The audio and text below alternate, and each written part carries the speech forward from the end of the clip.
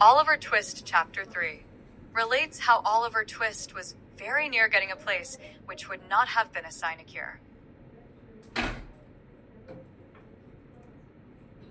For a week after the commission of the impious and profane offense of asking for more, Oliver remained a close prisoner in the dark and solitary room to which he had been consigned by the wisdom and mercy of the board. It appears, at first sight, not unreasonable to suppose that if he had entertained a becoming feeling of respect for the prediction of the gentleman in the white waistcoat, he would have established that sage individual's prophetic character, once and forever, by tying one end of his pocket handkerchief to a hook in the wall and attaching himself to the other. To the performance of this feat, however, there was one obstacle, namely, that pocket handkerchiefs, being decided articles of luxury, had been, for all future times and ages, removed from the noses of paupers by the express order of the board, in council assembled, solemnly given and pronounced under their hands and seals. There was a still greater obstacle in Oliver's youth and childishness.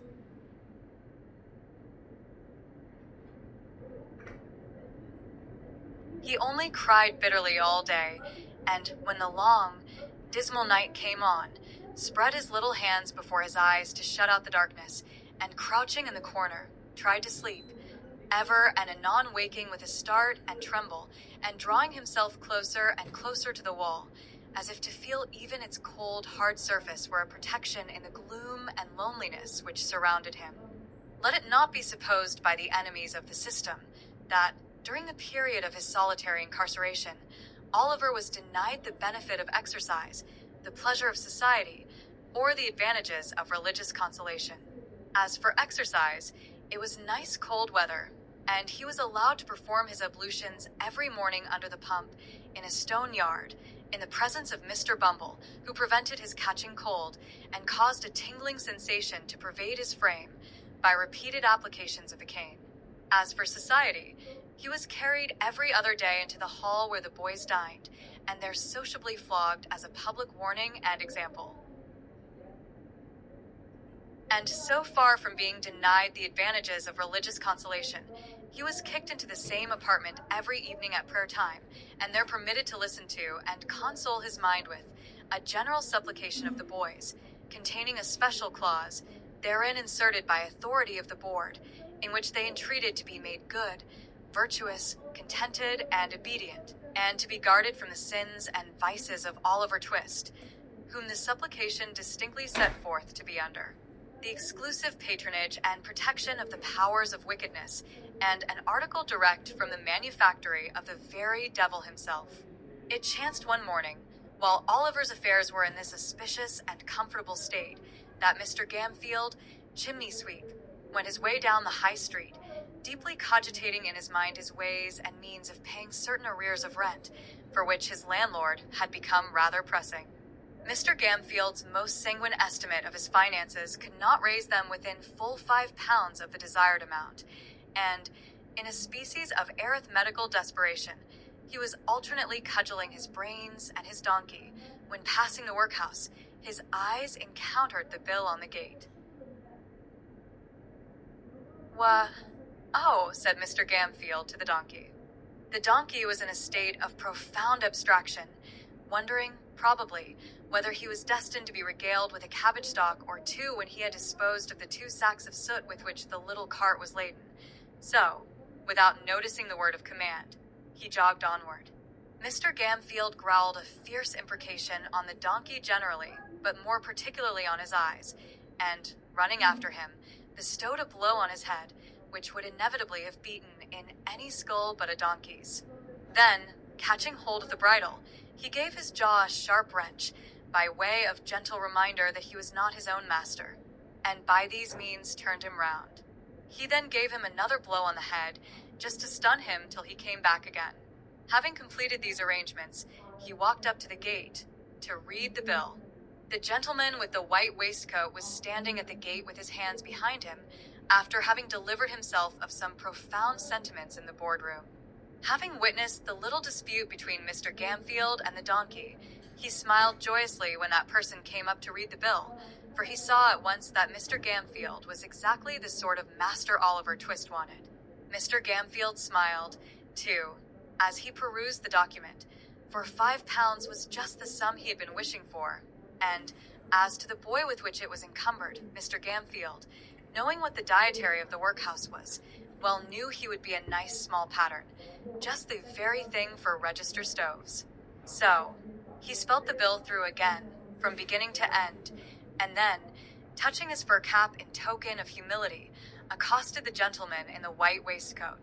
"This here boy, sir, what the parish wants to prentice," said Mr. Gamfield. "Aye, my man," said the gentleman in the white waistcoat, with a condescending smile. "What of him?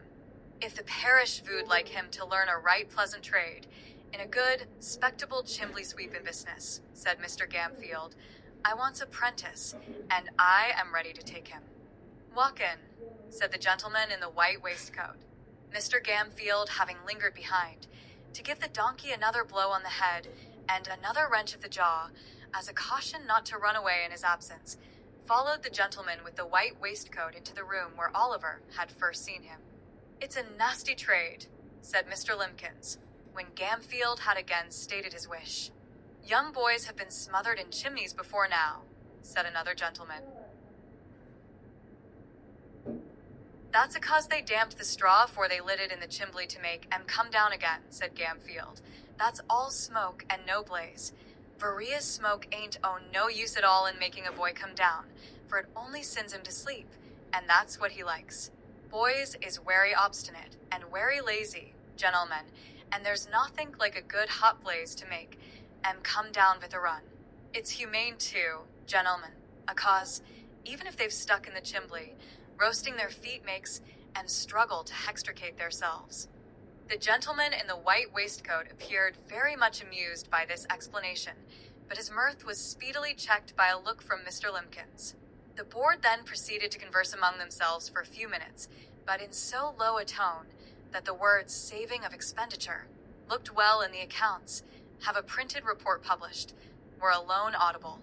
These only chanced to be heard, indeed, on account of their being very frequently repeated with great emphasis. At length the whispering ceased, and the members of the board, having resumed their seats and their solemnity, Mr. Limbkins said, "We have considered your proposition, and we don't approve of it." "Not at all," said the gentleman in the white waistcoat. "Decidedly not," added the other members. As Mr. Gamfield did happen to labor under the slight imputation of having bruised 3 or 4 boys to death already, it occurred to him that the board had, perhaps, in some unaccountable freak, taken it into their heads that this extraneous circumstance ought to influence their proceedings. It was very unlike their general mode of doing business if they had, but still, as he had no particular wish to revive the rumor, he twisted his cap in his hands and walked slowly from the table. "So, you won't let me have him, gentlemen?" said Mr. Gamfield, pausing near the door. "No," replied Mr. Limbkins. "At least, as it's a nasty business, we think you ought to take something less than the premium we offered." Mr. Gamfield's countenance brightened, as, with a quick step, he returned to the table and said, "What'll you give, gentlemen? Come, don't be too hard on a poor man. What'll you give?" "I should say £3.10 was plenty," said Mr. Limbkins. "10 shillings too much," said the gentleman in the white waistcoat. "Come," said Gamfield, "say £4, gentlemen. Say £4, and you've got rid of him for good and all. There, £3.10, repeated Mr. Limbkins firmly. "Come, I'll split the difference, gentlemen," urged Gamfield. £3.15. "Not a farthing more," was the firm reply of Mr. Limbkins. "You're desperate hard upon me, gentlemen," said Gamfield, wavering. "Pooh, pooh." "Nonsense," said the gentleman in the white waistcoat. "He'd be cheap with nothing at all, as a premium. Take him, you silly fellow. He's just the boy for you. He wants the stick, now and then. It'll do him good, and his board needn't come very expensive, for he hasn't been overfed since he was born." "Ha, ha, ah." Mr. Gamfield gave an arch look at the faces round the table, and, observing a smile on all of them, gradually broke into a smile himself. The bargain was made. Mr. Bumble was at once instructed that Oliver Twist and his indentures were to be conveyed before the magistrate for signature and approval that very afternoon. In pursuance of this determination, little Oliver, to his excessive astonishment, was released from bondage and ordered to put himself into a clean shirt. He had hardly achieved this very unusual gymnastic performance when Mr. Bumble brought him, with his own hands, a basin of gruel, and the holiday allowance of 2 ounces and a quarter of bread.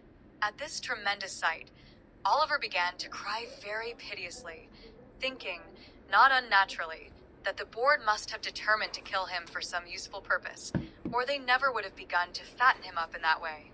"Don't make your eyes red, Oliver, but eat your food and be thankful," said Mr. Bumble, in a tone of impressive pomposity. "You're going to be made apprentice of, Oliver." "Apprentice, sir," said the child, trembling. "Yes, Oliver," said Mr. Bumble. "The kind and blessed gentleman which is so many parents to you, Oliver, when you have none of your own, are going to prentice you, and to set you up in life, and make a man of you. Although the expense to the parish is £3.10, £3.10, Oliver, 70 shillings, 146 pences, and all for a naughty orphan which nobody can't love." As Mr. Bumble paused to take breath, after delivering this address in an awful voice, the tears rolled down the poor child's face, and he sobbed bitterly. "Come," said Mr. Bumble, somewhat less pompously, for it was gratifying to his feelings to observe the effect his eloquence had produced.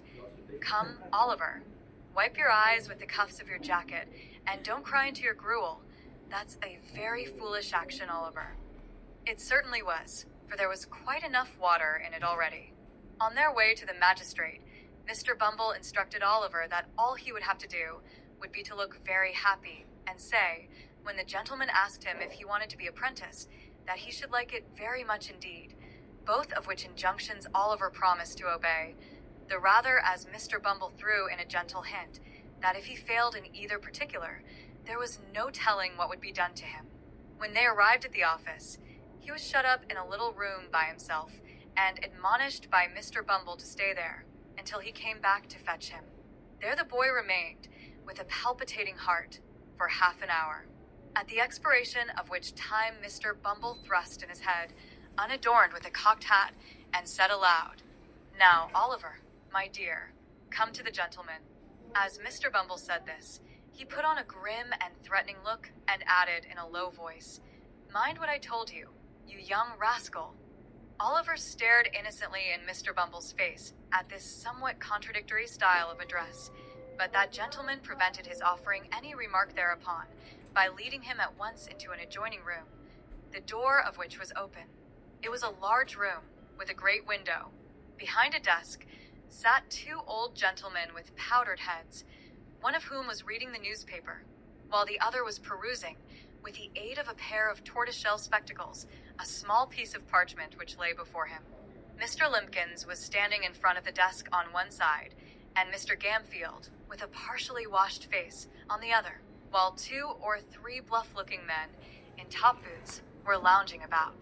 The old gentleman with the spectacles gradually dozed off over the little bit of parchment, and there was a short pause after Oliver had been stationed by Mr. Bumble in front of the desk. "This is the boy, your worship," said Mr. Bumble. The old gentleman who was reading the newspaper raised his head for a moment, and pulled the other old gentleman by the sleeve, whereupon the last-mentioned old gentleman woke up. "Oh, is this the boy?" said the old gentleman. "This is him, sir," replied Mr. Bumble. "Bow to the magistrate, my dear." Oliver roused himself, and made his best obeisance.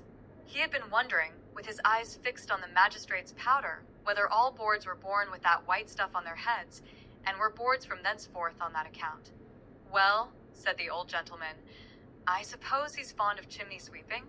"He dotes on it, your worship," replied Bumble, giving Oliver a sly pinch, to intimate that he had better not say he didn't. "And he will be a sweep, will he?" inquired the old gentleman. "If we was to bind him to any other trade tomorrow, he'd run away simultaneous, your worship," replied Bumble. And this man that's to be his master, you sir, you'll treat him well, and feed him, and do all that sort of thing, will you? Said the old gentleman. When I says I will, I means I will, replied Mr. Gamfield doggedly.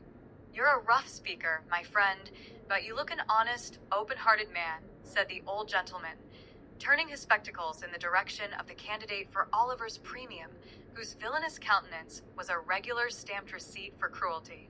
But the magistrate was half blind and half childish, so he couldn't reasonably be expected to discern what other people did. I hope I am, sir, said Mr. Gamfield, with an ugly leer. I have no doubt you are, my friend, replied the old gentleman, fixing his spectacles more firmly on his nose and looking about him for the inkstand. It was the critical moment of Oliver's fate. If the inkstand had been where the old gentleman thought it was, he would have dipped his pen into it and signed the indentures, and Oliver would have been straightway hurried off. But, as it chanced to be immediately under his nose, it followed, as a matter of course, that he looked all over his desk for it, without finding it, and happening in the course of his search to look straight before him, his gaze encountered the pale and terrified face of Oliver Twist, who, despite all the admonitory looks and pinches of Bumble, was regarding the repulsive countenance of his future master with a mingled expression of horror and fear, too palpable to be mistaken, even by a half-blind magistrate. The old gentleman stopped, laid down his pen, and looked from Oliver to Mr. Limpkins, who attempted to take snuff with a cheerful and unconcerned aspect. My boy, said the old gentleman, you look pale and alarmed. What is the matter? Stand a little away from him, Beadle, said the other magistrate, laying aside the paper and leaning forward with an expression of interest. Now, boy, tell us what's the matter. Don't be afraid. Oliver fell on his knees, and clasping his hands together, prayed that they would order him back to the dark room, that they would starve him, beat him, kill him if they pleased, rather than send him away with that dreadful man. Well, said Mr. Bumble, raising his hands and eyes with most impressive solemnity.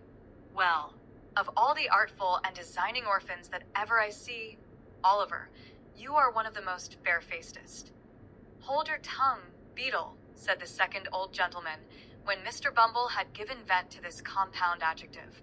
I beg your worship's pardon, said Mr. Bumble, incredulous of having heard aright. Did your worship speak to me? Yes. Hold your tongue. Mr. Bumble was stupefied with astonishment. A beadle ordered to hold his tongue. A moral revolution. The old gentleman in the tortoiseshell spectacles looked at his companion. He nodded significantly. We refuse to sanction these indentures, said the old gentleman, tossing aside the piece of parchment as he spoke. I hope, stammered Mr. Limpkins, I hope the magistrates will not form the opinion that the authorities have been guilty of any improper conduct on the unsupported testimony of a child. The magistrates are not called upon to pronounce any opinion on the matter, said the second old gentleman sharply. Take the boy back to the workhouse, and treat him kindly. He seems to want it. That same evening, the gentleman in the white waistcoat most positively and decidedly affirmed, not only that Oliver would be hung, but that he would be drawn and quartered into the bargain.